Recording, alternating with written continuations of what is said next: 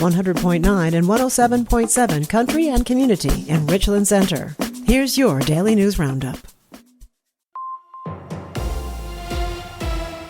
For Civic Media News, I'm Connie Fellman.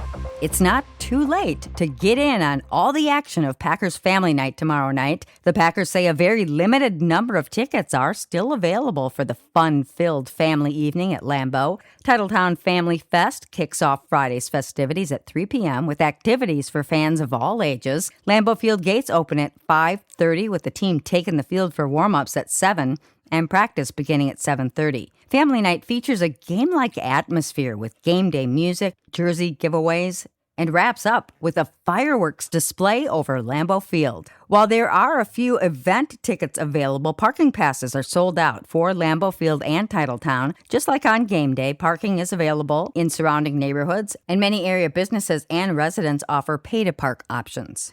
Wisconsin is fighting a Trump administration rule that would ease restrictions on a type of greenhouse gas used in refrigerators and air conditioners. The state Justice Department says the chemicals, known as HFCS, are far more harmful to the climate than carbon dioxide, and the new rule would delay deadlines for phasing them out.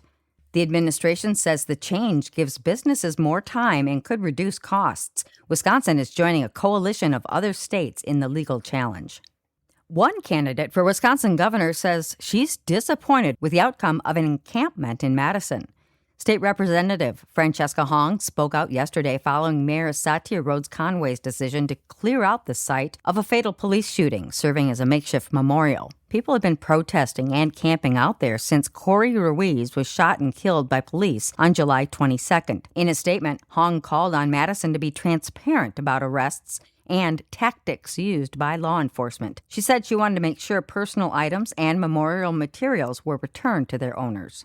A legal group is suing Governor Evers and state officials over a law that authorized online sports betting through tribal administration. The lawsuit argues that Wisconsin Act 247 violates the Wisconsin Constitution, which was updated in 1993 to prohibit most forms of gambling, with limited exceptions, such as the state lottery and charity raffles. The group is suing on behalf of the Brown County Taxpayers Association and Milwaukee-based Citizens Defending Liberty. The lawsuit also challenges Governor Evers' plan to negotiate tribal agreements in order to implement Wisconsin Act 247. Such agreements, if negotiated, would ensure online sports gambling is done using computer servers on tribal lands. Tribes like the United Nations support legalizing online sports betting. They argue Act 247 ensures sports betting stays within the state rather than spreading into illegal or unregulated markets. The governor's spokesperson said in a statement to WITI-TV, the governor will fight the lawsuit.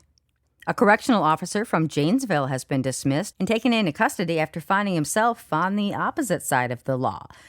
The Rock County Sheriff's Office terminated Jacob Struley following reports he had a sexual relationship with an inmate. The 28-year-old was arrested yesterday after officials conducted interviews with the parties involved in the allegations. He's slated to appear in court tomorrow.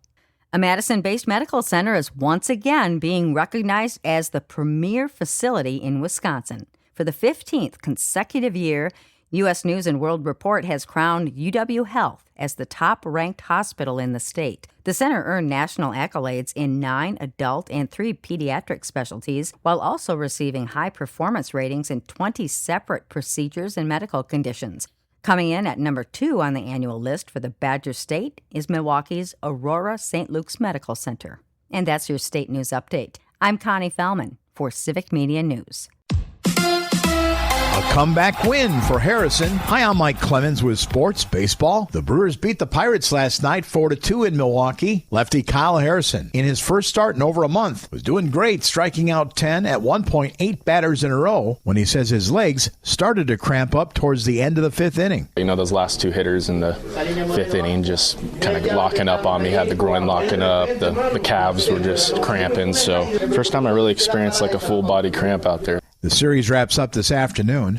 NFL, the Packers getting ready for tomorrow night's family night practice inside Lambeau Field, set to start a little after 7 o'clock. In Madison, quarterback Colton Joseph on why he decided to transfer from Old Dominion to Wisconsin. Coach Guyton had a big influence on that. Coach Grimes, Coach Fickle. Really, I just saw it as the biggest opportunity for me to come out and show what I can do and make a name for myself. And since I've been here, make a name for the Badgers. That's quarterback Colton Joseph. With sports, I'm Mike Clemens. It is going to be sunny today with a high in the low to mid 80s here this afternoon. Tonight, mostly clear. We're going to drop into the upper 50s to near 60 for a low. Tomorrow, mostly sunny with a slight chance of an afternoon shower or thunderstorm and a high again in the low to mid 80s. I'm meteorologist Sean Cable.